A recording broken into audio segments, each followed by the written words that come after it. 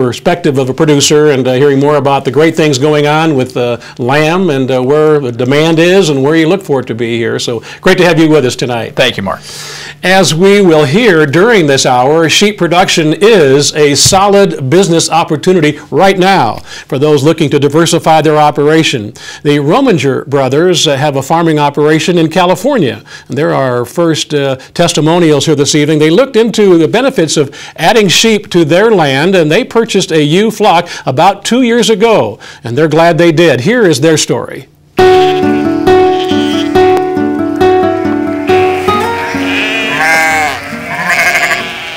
My brother and I farm about 4,000 acres in this area, spread out over about 15 miles in the west side of Yolo County here in the Sacramento Valley. It's primarily a diversified row crop operation. We have processing tomatoes as probably our main crop, but we have irrigated wheat, which is a field we're standing in that was just harvested a couple of weeks ago. We have alfalfa, we have sunflowers, we have safflower, we have rice, and we do have a small wine grape operation also.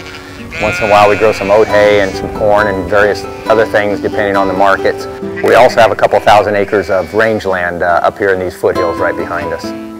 Our first purchase was 211 75-pound plus or minus ewe lambs from Richard Hamilton in Rio Vista. They're going to help the overhead on all the rest of those crops, or the direct costs, I should say, on the rest of those crops by hopefully reducing our tillage needed, having a healthier soil to grow bigger yields.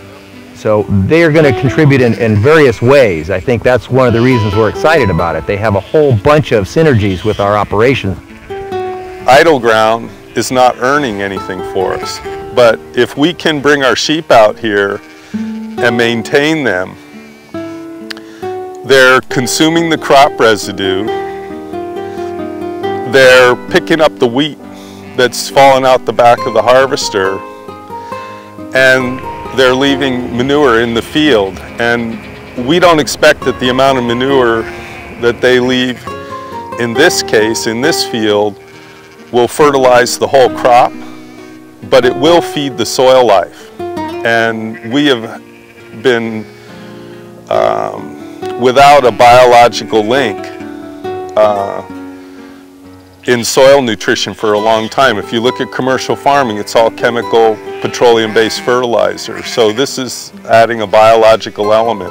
The big buzzword is sustainability in all of agriculture, and I think livestock are a really critical part of that. We know that a system is a more stable system if you can bring the livestock here, bring the manure right back into the field. You limit the fossil fuel hauling the fuel away. There's a whole bunch of big picture reasons why this is good. Sustainably in the long run, livestock are a very good fit with a row crop operation. If we can successfully do something like this, there's going to be other people try it. We have a very nice lamb market right now. We have a great wool market right now. It's a great time right now to do this. The thing is to match the livestock footprint with the farm. And at Rominger Brothers, the footprint is about 4,000 acres. The model that we're basing this off of was a 2 ewe per acre model. We need to have enough sheep to cash flow this operation and support it. It has to be a contributing operation, not only biologically, but financially.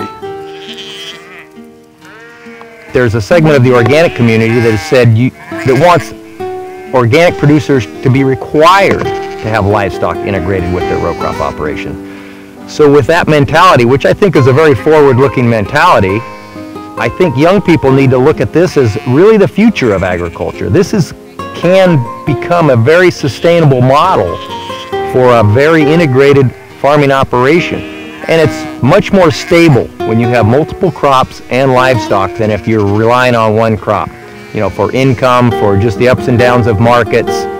I think this is a sustainable model that we're looking for, more so than what we've been doing on this ground for the last 50 years. And so young people getting into agriculture, I think this is a great opportunity. And the sheep is not as capital intensive as the farming part of it with the equipment we have to buy and things like that. So there's great opportunities for the next generation.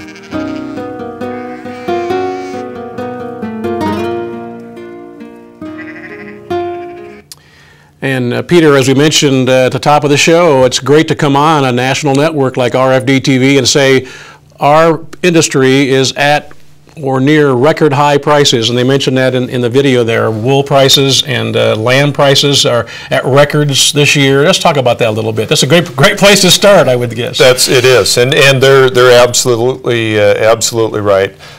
We have the highest lamb prices in history, the highest lamb meat prices that we've ever recorded.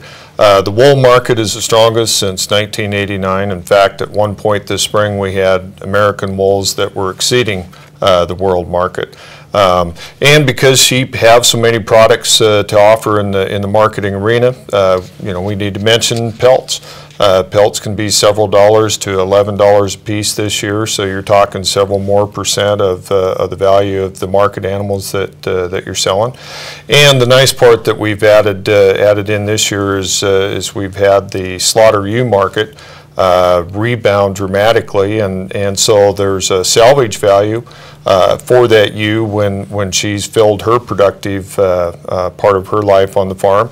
And so if you have, as an example, slaughter lambs that we're selling as high as $1.45 a pound in much of the country this year. Feeder lambs have been selling $1.20 or more at the ranch gate, so just very, very strong